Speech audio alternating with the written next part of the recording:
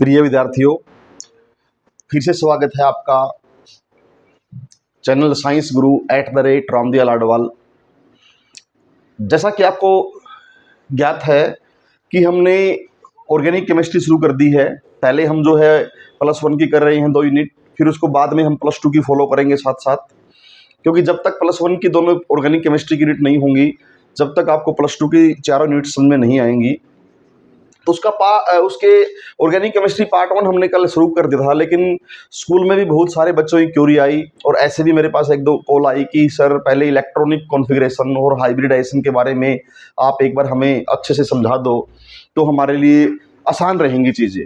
तो आज इसी के लिए मैंने इलेक्ट्रॉनिक कॉन्फ़िगरेशन, जैसे एक लेक्चर में तो हो नहीं पाएगा क्योंकि मैं थोड़ा सा लेंथी कराऊंगा इसको, तो इलेक्ट्रॉनिक कॉन्फ़िगरेशन पार्ट 1 हम लोग आज जो है शुरू करेंगे कि कैसे जो है इलेक्ट्रॉन डिस्ट्रीब्यूशन होता है।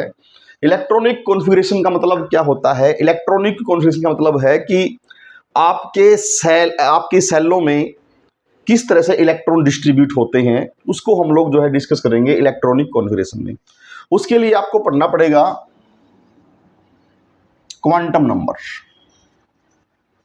क्वांटम नंबर्स के बारे में हम लोग डिस्कस करेंगे कि क्या होते हैं क्वांटम नंबर्स, तभी आपको इलेक्ट्रॉनिक कॉन्फ़िगरेशन समझ में आएगी। तो क्वांटम नंबर्स क्या है? एक सेट है 4 नंबर का, ए सेट ऑफ 4 नंबर्स, यानी 4 नंबर का एक सेट है, विच गिव्स द, जो आपको देगा, which gives the complete information, पूरी जानकारी अबाउट द इलेक्ट्रॉन, किसी भी इलेक्ट्रॉन्स के बारे में, इन एन एटम, किसी भी एटम के अंदर पाए जाने वाले इलेक्ट्रॉन के बारे में आपको कंप्लीट इंफॉर्मेशन मिलेगी इन 4 नंबरों के सेट के द्वारा, जिन्हें हम क्या कह रहे हैं? क्वांटम नंबर कह रहे हैं। ये क्वांटम नंबर आपको कंप्लीट इंफॉर्मेशन देंगे किसी इलेक्ट्रॉन के बारे में जो एटम के अंदर रह रहा है। ये 4 नंबर कौन कौन से हैं? ये 4 नंबर ये हैं। पहला है प्रिंसिपल क्वांटम नंबर, क्यूएन का मतलब क्वांटम नंबर, जिसको स्मॉल एन से डिनोट करोगे। बी एजीमुथल क्वांटम नंबर, जिसको स्मॉल एल से डिनोट करेंगे। सी मैग्नेटिक क्वांटम नंबर, जिसको स्मॉल एम से डिनोट करेंगे। और डी स्पिन क्वांटम नंबर, जिसको छोटे एस के द्वारा हम लोग जो है डिनोट करेंगे। ये 4 नंबर हैं वही, यानी क्वांटम नंबर का इन 4 नंबरों का एक सेट है जो आपको किसी भी एटम के अंदर पाए जाने वाले इलेक्ट्रॉन के बारे में कंप्लीट इंफॉर्मेशन देगा। डियर स्टूडेंट्स, ध्यान रहे कि इलेक्ट्रॉनिक कॉन्फ़िगरेशन जो यहाँ आपको करवाई जा रही है, इससे बेहतर इलेक्ट्रॉनिक कॉन्फ़िगरेशन आज तक आपने नहीं सीखी होगी। इसीलिए पार्ट 1 और पार्ट 2 में बेहद कंसंट्रेशन के साथ बने रहें और देखें कि इलेक्ट्रॉनिक कॉन्फ़िगरेशन हम एटम की कैसे निकालते हैं, और बहुत ही गहराई से आपको बताऊंगा कि किस तरह से इलेक्ट्रॉन जो है वो ग्राउंड स्टेट से एक्साइटेड स्टेट में जाएंगे आपके, और किस तरह से आपकी एक्सेप्शनल इलेक्ट्रॉनिक कॉन्फ़िगरेशन होगी कुछ एटम की, उसके बारे में भी हम डिटेल से बात करेंगे। इसलिए बहुत ही अधिक कंसंट्रेशन के साथ जो है बने रहें, और चैनल को लाइक व सब्सक्राइब करना बहुत भूलिए। यदि आप इंफॉर्मेशन ले रहे हैं, नॉलेज ले रहे हैं चैनल से, तो चैनल को लाइक व सब्सक्राइब करना बिल्कुल भी मत भूलिएगा। तो 4 नंबर का सेट है क्वांटम नंबर, जो आपको किसी भी एटम के अंदर पाए जाने वाले इलेक्ट्रॉन के बारे में कंप्लीट इंफॉर्मेशन देगा। वो 4 नंबर मैंने आपके सामने लिख दिए हैं। Principal quantum number small n, azimuthal quantum number small l के द्वारा डिनोट करेंगे, magnetic quantum number small m के द्वारा डिनोट करेंगे, और spin quantum number small s के द्वारा डिनोट करेंगे। आइए जानते हैं इनके बारे में डिटेल से। यहां मैं लिख देता हूं principal quantum number, principal quantum number, QN का मतलब क्वांटम नंबर, और जिसको हम डिनोट करेंगे स्मॉल एन से।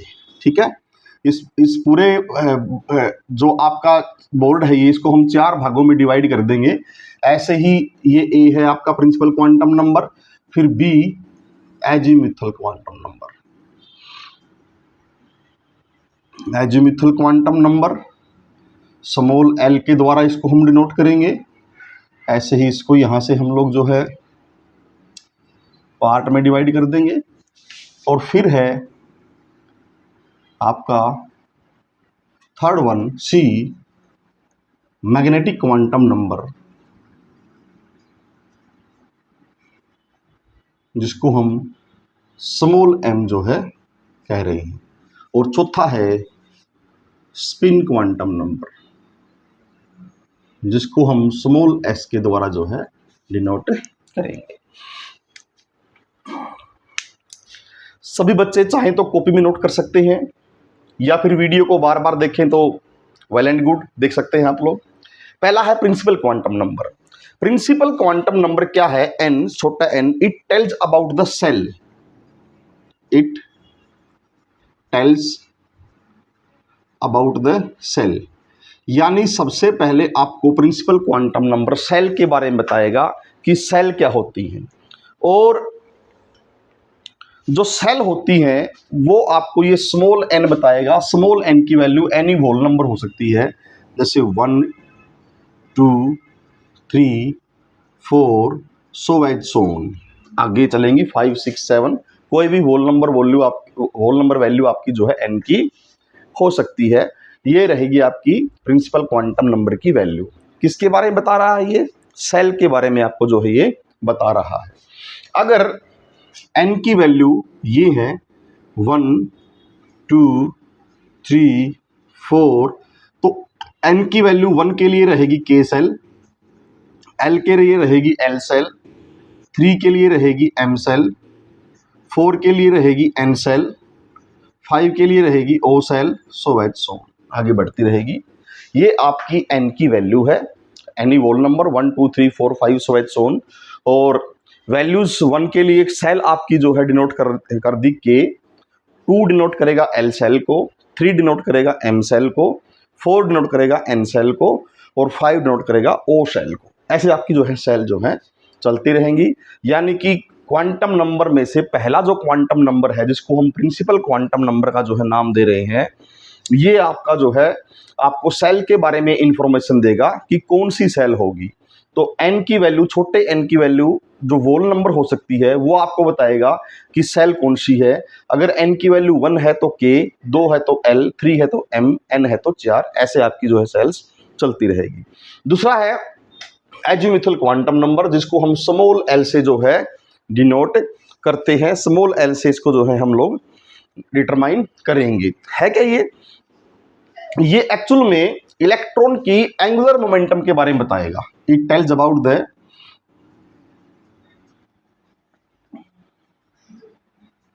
एंगुलर मोमेंटम, एंगुलर मोमेंटम, जिसको आप फिजिकल केमिस्ट्री में स्टडी कर चुके होंगे। यहाँ मैं अधिक जिक्र नहीं करूँगा क्योंकि ऑर्गेनिक केमिस्ट्री के संदर्भ में हम बात कर रही हैं। फिर कभी अगर फिजिकल केमिस्ट्री हम पढ़ाएंगे तो उसके अंदर जो है एंगुलर मोमेंटम को डिटेल से पढ़ेंगे। Angular momentum, it tells about the angular momentum of electrons, यानी इलेक्ट्रॉन्स की एंगुलर मोमेंटम के बारे में आपको डिस्कस कराएगा। जैसे इलेक्ट्रॉन जो है स्पिन वाइज जो है आपके ऑर्बिटल में घूमेगा, स्पिन करेगा, मोमेंट में आएगा, मोशन में आएगा, उसकी एंगुलर मोमेंटम कितनी है, ये आपको एजीमुथल क्वांटम नंबर जो है बताएगा। इसके अलावा सेल की वैल्यू जो है, एल की वैल्यू जो है, ये डिटरमाइन करती है, इट आल्सो डिटरमाइंस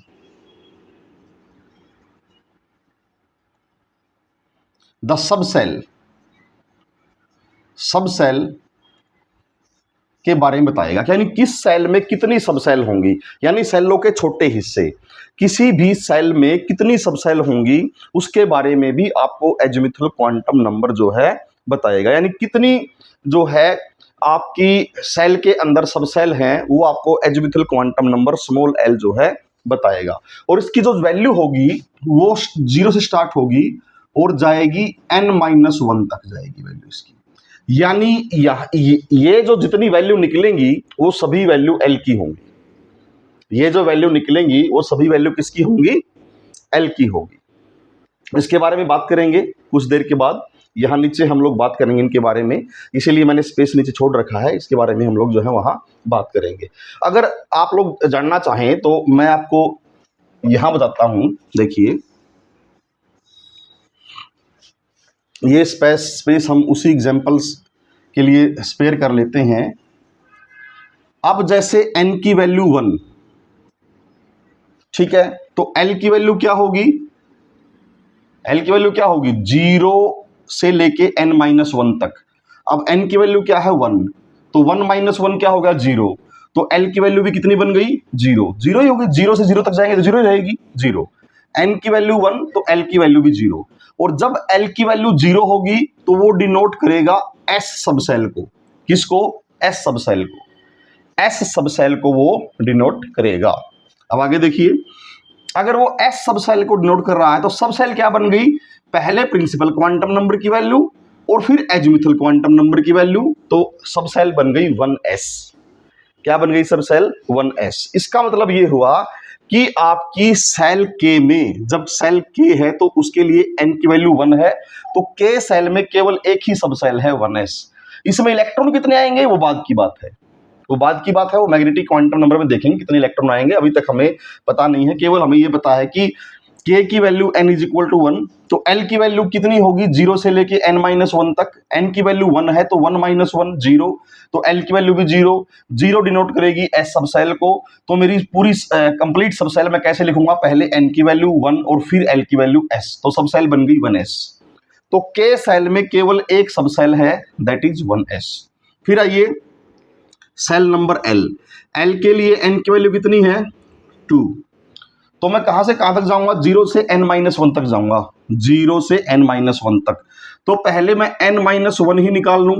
n-1, 2 - 1 = 1 हो गया मेरा 1। तो वैल्यू कितनी हो जाएगी? 2, 0 और 1। क्लियर है सभी को? भाई मुझे n 0 से स्टार्ट करके n-1 तक जाना है। n-1, n की वैल्यू 2 है, तो 2 - 1 = 1, यानी मैं 0 से लेके 1 तक जाऊंगा तो वैल्यू हो जाएगी 0 और 1। क्लियर है सभी को? n-1 तक जाना है 0 से स्टार्ट करके l की वैल्यूज के लिए। तो l की वैल्यूज के लिए मैं पहले 0 लिखूंगा, फिर n-1 यानी 2 - 1 1। मुझे 0 से लेके 1 तक जाना है तो 0 और 1 दो वैल्यू होगी मेरी। वैल्यू होगी कितनी? 2। तो 2 वैल्यू हो गई। 0 को तो डिनोट कर रहा है s, s सबसेल डिनोट कर रही है, और 1 को डिनोट करेगी p सबसेल, यानी 1 डिनोट करेगा p सबसेल को, p सबसेल को। तो यहां सबसेल कौन सी बन जाएगी? मैंने पहले कहा, पहले प्रिंसिपल क्वांटम नंबर। यहां एक बार मैं ऐसे कर देता हूं ताकि आपको दिक्कत ना आए। k सेल ऊपर रहेगी हमारी, ये l सेल है। पहले प्रिंसिपल क्वांटम नंबर 2, फिर एजिमुथल क्वांटम नंबर s, पहले प्रिंसिपल क्वांटम नंबर 2, फिर एजिमुथल क्वांटम नंबर p। तो L सेल में, L में दो क्या है? सबसेल। L सेल में कितनी सबसेल है? 2। नाम क्या है उनके? 2s और 2p। L सेल में 2 सबसेल हैं, 2s और 2p। कौन बता रहा है? Azimuthal quantum number. उसकी वैल्यूज बता रही हैं, 2 वैल्यू हैं, 0 1। 0 डिनोट करेगा s सबसेल को, 1 डिनोट करेगा p सबसेल को। तो पहले प्रिंसिपल क्वांटम नंबर दोनों के लिए 2 रहेगा, क्योंकि n = 2 है, तो यहां भी 2, यहां भी 2। 0 डिनोट करेगा s सबसेल को s, 1 डिनोट करेगा p सबसेल को 2p। अब m सेल, सेल m के लिए n = 3, n = 3, यहां रखिए 3। 3 - 1 = 2, यानी 0 से लेके 2 तक जाएंगे तो वैल्यू हो जाएंगी 0 1 और 2। अब 0 डिनोट करेगा s सबसेल को, 1 p को और 2 d को। ध्यान रखिए, 0 s को, 1 p को और 2 d को। मैं यहां लिख देता हूं, अगर स्पेस बचा तो मैं लिख देता हूं। यहां लिख दूंगा मैं 0 s सबसेल को, 1 p को, 2 d को, 3 f को, 4 g को। अब ये डिनोटेशन होगी SPD। 0 s को डिनोट करेगा, 1 p को और 2 d को। और जब सब सेल बनाएंगे तो पहले प्रिंसिपल क्वांटम नंबर 3s, यहां 3p और यहां 3d। इसका मतलब ये हुआ कि m सेल में 3 सब सेल हैं, 3s 3p 3d, 3s 3p 3d। ये हो गई 4 सब सेल हुई, 3s 3p 3d। फिर n सेल, n के लिए छोटे n की वैल्यू क्या है? 4 है। 4 है तो 4 यहां रखिए, 4 - 1 इज इक्वल टू 3। तो अब वैल्यू जाएगी 0 से लेके 3 तक, तो 0 1 2 3। 0 किसको डिनोट कर रही है? एस सब सेल को, 1 किसको? पी को, 2 किसको? डी को, 3 किसको? एफ को। क्लियर? सभी के आगे quantum number, principal quantum number आएगा, तो यहां एक सब सेल 4s है, एक 4p है, एक 4d है और एक 4f है। तो 4 सब सेल हैं यहां पर भाई, 4s 4p 4d and 4f। ऐसे ही आप ओ में निकाल सकते हैं। क्लियर है? ऐसे ही आप ओ में निकाल सकते हैं। मुझे लगता है कि सब सेल निकालनी अब सभी बच्चों को आ गई होगी। अगर नहीं आई हो तो मैं फिर रिपीट करता हूं, n की वैल्यूज, प्रिंसिपल क्वांटम नंबर जिसको स्मॉल n से डिनोट कर रहे हैं, वो नंबर वैल्यू होगी 1 2 3 4। 1 डिनोट करेगा k सेल को, 2 डिनोट करेगा l सेल को, 3 डिनोट करेगा m सेल को, 4 डिनोट करेगा n सेल को। क्लियर? ऐसे ही 5 होगा तो वो o सेल को डिनोट करेगा। Azimuthal quantum number angular momentum बताएगा इलेक्ट्रॉन की। इसके अलावा ये सब सेल के बारे में बताया कि किसी सेल में कितनी सब सेल पाई जाएंगी और उसकी वैल्यू होगी 0 से लेके n-1 तक वैल्यू जाएगी उसकी। तो अगर n की वैल्यू 1 है तो n को यहां रखिए, 1 - 1 0, तो 0 ही वैल्यू बन गई अकेली। 0 से 0 क्या जाएंगे? 0 है तो 0। l की वैल्यू 0, अगर l की वैल्यू 0 है तो वो डिनोट करेगी s सब सेल को, s सब सेल को। अगर पूरी s सब सेल हमने लिखनी है तो पहले प्रिंसिपल क्वांटम नंबर 1 और फिर एजिमुथल क्वांटम नंबर s, तो 1s सब सेल बन गई, यानी के सेल में केवल एक सब सेल पाई जाएगी 1s। फिर l, n is equal to 2 को यहां रखिए, 2 - 1 इज इक्वल टू 1, तो 0 से लेके 1 तक जाएंगे। 0 1, 0 डिनोट करेगी s सब सेल को, 1 डिनोट करेगी p सब सेल को। पहले principal quantum number 2s 2p, 2 सब सेल बन गई आपकी l सेल में। फिर m सब से m सेल के लिए n is equal to 3, that means 3 - 1 is equal to 2। Then value जाएगी 0 से लेके 2 तक, 0 1 2, 0 s सब सेल को डिनोट करेगा, 1 p को और 2 d को डिनोट करेगा। यहां मैंने लिख भी दिया है साथ में। तो पहले प्रिंसिपल क्वांटम नंबर की वैल्यू सभी जगह है, फिर सब सेल s p d, तो 3 सब सेल बन जाएंगी m सेल में, 3s 3p 3d। फिर n is equal to 4, shell denote होगी n के द्वारा, कैपिटल N के द्वारा। वैल्यू 4 है, 4 - 1 3, यानी 0 से लेके 3 तक वैल्यू जाएगी, 0 1 2 3। 0 s को डिनोट कर रहा है सब सेल को, 1 p को, 2 d को और 3 f को डिनोट करेगा। तो आपकी सब सेल बन जाएंगी n सेल में 4s 4p 4d 4f। अब आप आगे निकाल सकते हैं, किसी को कोई दिक्कत जो है नहीं आएगी। मुझे लगता है कि सेल से आप सब सेल निकालना आसानी से अब लोग जो है सीख गए होंगे। अब मैं बढ़ता हूं अगले क्वांटम नंबर पे, जिसका नाम है मैग्नेटिक क्वांटम नंबर और जिसकी वैल्यू है, जिसको डिनोट करेंगे स्मॉल m के द्वारा। एक्चुअल में क्या होगा, magnetic quantum number gives the electron clouds in n shell. किसी सेल में इलेक्ट्रॉन क्लाउड ज्यादा कहां है उसके बारे में बताएगा भाई। इलेक्ट्रॉन क्लाउड ज्यादा कहां है, और इलेक्ट्रॉन क्लाउड को हम लोग क्या कह रहे हैं? ऑर्बिटल, यानी जहां ऑर्बिटल होगा वहीं इलेक्ट्रॉन होंगे। इलेक्ट्रॉन क्लाउड जहां मैक्सिमम होगा वहां ऑर्बिटल होंगे, यानी इलेक्ट्रॉन रहेंगे ऑर्बिटल के अंदर। तो इलेक्ट्रॉन क्लाउड के बारे में कौन बताएगा? Magnetic quantum number. इसका सीधा मतलब यह है, it tells about the orbital, it tells about the orbitals.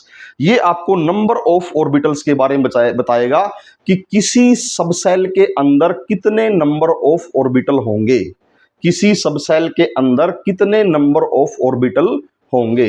It tells about the, दोबारा लिखता हूं मैं यहां नीचे, इट टेल्स अबाउट द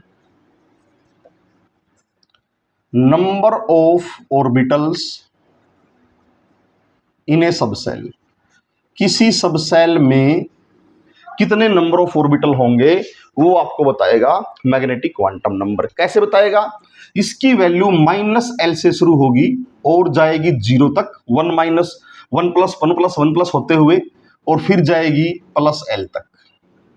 ये इसकी वैल्यू रहेगी, यानी कि जितनी l की वैल्यू होगी उसको पहले हम माइनस में लिखेंगे, फिर उसमें 1 + 1 + ऐड करते हुए +l तक लेके जाएंगे, और जितनी वैल्यू ये आएंगी वही आपके नंबर ऑफ ऑर्बिटल्स होंगे। आइए निकालते हैं। देखो ऐसे आपको शायद समझ में ना आए, यहाँ आइए।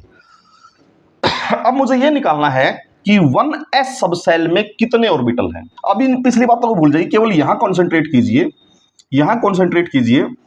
यहीं से पता लगना चाहिए आपको कि L कौन है और N कौन है। L तो ये बाद वाले हैं, S P D F, ये तो है आपके L, और जो पहले नंबर पे दिखाई दे रहा है वो N है। यहां N का कोई जिक्र ही नहीं है, जिक्र किसका, केवल L का। तो L यहां S के लिए L की वैल्यू क्या है, 0। कितनी है, 0। तो -0, 0 + 0 क्या है, कुछ भी नहीं, 0 ही रहेगा। अब मैं यहां लिखूं कि -0 फिर +0 फिर +0, सभी 0 ही हैं, तो वैल्यू बन जाएगी यहां केवल 0। 0 का मतलब एक वैल्यू, 0 का मतलब क्या है, 1 वैल्यू, 1 वैल्यू का मतलब 1 ऑर्बिटल।